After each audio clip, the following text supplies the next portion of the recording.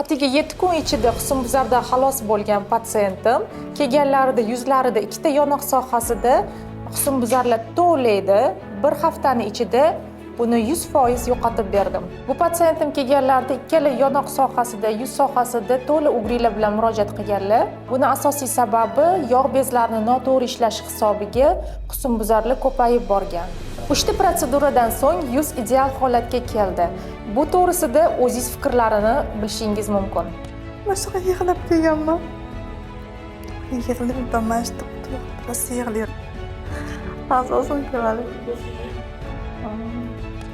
Yarim oy oldin o'tapam kelganimda depressiya holatda edim. Yuzimda yonoq sohalarida ugri bilan murojaat qilganman. Bormagan kosmetolog, dermatolog doktorlari bo'lmagan. Yaratopam keldim.